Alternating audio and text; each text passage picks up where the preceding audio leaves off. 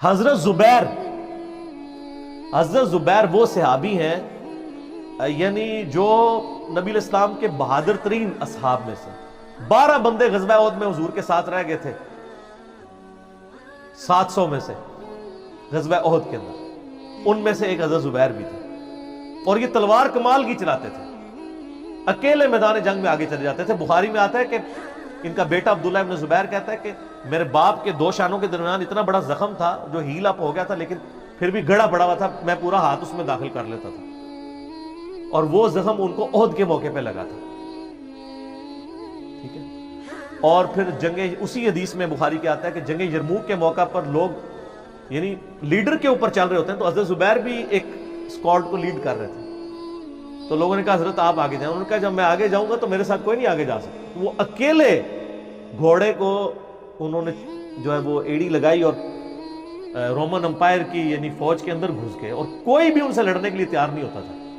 اتنی بہادری تھی ان کو، لیکن جنگ جمل میں حضرت علی کے مقابلے پہ آ گئے۔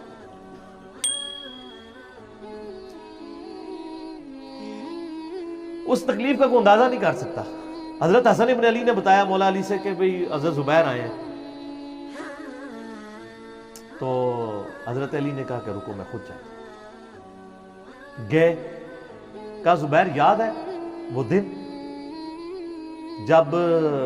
نبی تم مجھ سے بڑا پیار کر رہے تھے، پھوپھی ذات تھے نا، نبی الاسلام کی پھوپھی کے بیٹے ہیں حضرت زبیر بن عوام رضی اللہ تعالی۔ تو حضور نے تم سے ایک بات کہی تھی کہ تم علی سے اتنی محبت کرتے ہو، ایک دن آئے گا کہ تم تلوار لے کے علی کے خلاف کھڑے ہو جاؤ گے۔ تو تم نے کیا کہا تھا کہ یا رسول اللہ میں علی کے خلاف کھڑا ہوں گا؟ اور میں ہاں، تم اس وقت ظالم ہو گئے۔ تو حضرت زبیر جو ہے وہ ان پہ غشی طاری ہو گئی، گھوڑے کو یعنی وہ حضرت علی کا پھر سامنا بھی نہیں کر سکے، میدان جنگ سے واپس چلے گئے۔ تو بعد میں حضرت علی کے فوجیوں میں سے ایک بندے نے جا کے پیچھے ان کو دھوکے سے قتل کر کے تو لا کے تو سر حضرت علی کے سامنے رکھا، تو حضرت علی نے کہا کہ زبیر کے قاتل کو میں دوزخ کی بشارت دیتا ہوں، کیونکہ زبیر جنتی تھا۔ تو وہ شخص پھر حضرت علی سے ناراض ہو گیا کہ ہم نے ان کا میں نے تجھے حکم دیا تھا، جب میں نے ان کو جانے دیا تو نے یہ کام کیوں کیا؟ تو وہ پھر خارجی ہو گیا۔ اور یعنی یہ وہ محبت تھی، وہ جہاں محبت تھی وہ نظر آتی تھی۔ ظاہر ہے کہ ایک بندے کی ایک غلطی سے اس کی پوری زندگی زیرو سے ملٹی پلائی نہیں ہو جاتی ہے، جس نے اتنا کچھ دین کے لیے کنٹریبیوٹ کیا کبھی نہیں ہو سکتا ایسا۔ حضرت علی کو بھی اس بات کا پتہ تھا۔ بہرحال یعنی اللہ تعالیٰ ان سے راضی ہو، اسی لیے نبی علیہ السلام کی اس حدیث یعنی وہ حضرت علی کے اس قول کو حضرت علی فٹ کیا کرتے تھے حضرت زبیر، طلحہ اور حضرت عثمان ابن عفان پہ رضی اللہ تعالیٰ۔ باقی آپ میرا کربلا والا ریسرچ پیپر پڑھیں تو آپ کو پتہ چلے گا کہ کتنی یعنی مشکل وقت حضرت علی نے اپنی خلافت میں دیکھا اس حوالے سے۔ یعنی مصنف ابن ابی شیبہ میں آپ کے مخالفین کی لاشیں بھی ہیں، ان پہ بھی حضرت علی گریہ کر رہے ہیں، ایک ایک کی لاش اٹھا کے اس کو صاف کر رہے ہیں۔ حضرت طلحہ کا بیٹا تھا محمد بن طلحہ، اس کی لاش دیکھی تو رو پڑے، حالانکہ وہ مخالفت میں لڑنے آیا تھا۔ پھر حضرت حسن سے کہا کاش میں جنگ جمل سے 20 سال پہلے ہی مر گیا ہوتا، میں یہ دن نہ دیکھتا۔ ایک ایسا شخص جس نے 8 سال کی عمر میں اسلام قبول کیا، جس نے اسلام کو زیرو سے 3 براعظموں میں پھیلتے ہوئے دیکھا، اور اب اس کو بڑھاپے میں یہ دن دیکھنے پڑ رہے ہیں کہ اس کے سامنے اسلام کا شرازہ بکھر رہا ہے، کہ مسلمانوں سے لڑ رہے ہیں، ایک ایک جنگ میں 8-8 10 ہزار لوگ، جن میں مرنے والے صحابہ ہیں حضور کی تربیت یافتہ، جو ایک آواز کے اوپر حضور کی لبیک کہنے والے تھے، شیر و شکر تھے آپس میں۔ آپ اندازہ کر سکتے ہیں۔ اسی لیے حضرت علی جو ہیں وہ یعنی کوفے میں شہر سے باہر آپ کو پتہ ہے کنویں ہوا کرتے تھے، اکیلے جا کے کنویں پہ بیٹھ کے رویا کرتے تھے کہ اللہ اس امت کے ساتھ کیا ہو گیا۔ کوشش کرتے رہے، اینڈ رزلٹ یہ ہے کہ وہ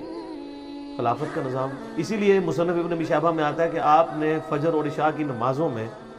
قنوت نازلہ پڑھی، اللہم علیک بمعاویہ و اشیاعہ، اے اللہ معاویہ اس کے شیعہ کو برباد کر، علی اور اس کے اس کے عمر بن عاص اور اس کے شیعہ کو، ابا سلمی اور اس کے شیعہ کو، قیس اور اس کے شیعہ کو برباد کر۔ باقی احادیث میں آپ علیہ السلام نے جو بشارت کر دی تھی، سنن سعید کبریٰ کے اندر حدیث موجود ہے، حاکم کے اندر، کہ نبی علیہ السلام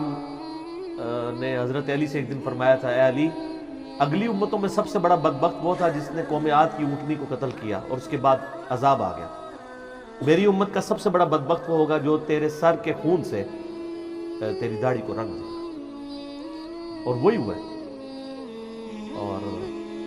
اس کے بعد پھر دیکھیں امت ایک جگہ جمع نہیں ہوئی ہے۔ حضرت علی ایک آخری کوشش تھی، اور جن لوگوں نے اس وقت ساتھ نہیں دیا پھر ان کو دنیا میں اس کا خمیازہ بھگتنا پڑا ہے۔ عبداللہ بن عمر نے بیعت نہیں نہ کی تو صحیح بخاری اٹھا کے دیکھیں، عبداللہ بن عمر کو آل امیہ نے قتل کروایا، حجاج بن یوسف نے زہر آلود نیزہ مروا دیا۔ اور حاکم کے اندر مجموع الزوائد کے اندر موجود ہے، حضرت عبداللہ بن عمر آخری عمر میں کہا کرتے تھے، کاش میں اس وقت علی کا ساتھ دیتا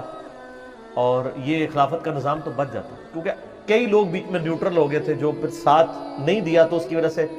پھر حضرت علی کے چونکہ اب پاس اتنی مین پاور نہیں تھی کہ اس سسٹم کو سنبھال سکتے، بال پھر وہ شہید ہو گئے اور پھر معاملات آ گئے۔ خیر بات کہاں سے کہاں نکل گئی، کیونکہ یہ اس کے ساتھ غل کا لفظ تھا، تو یہ غل کے لفظ کو ایڈریس کرنا ضروری تھا۔ تو آج ہم جب جنگ جمل صفین نہروان کو ڈسکس کرتے ہیں تو یہ کوئی غل والی بات نہیں ہے، یہ وہ چیزیں ہیں جو ایک ریالٹی ہیں، اور وہ اگر یہ غل والی بات ہے تو نبی علیہ السلام کے دل میں بھی نعوذ باللہ غل تھا، مولا علی کے دل میں بھی غل تھا، ایسا نہیں تھا۔ وہ دین کی حمیت کہلاتی ہے، اس کو غل نہیں آپ کہتے۔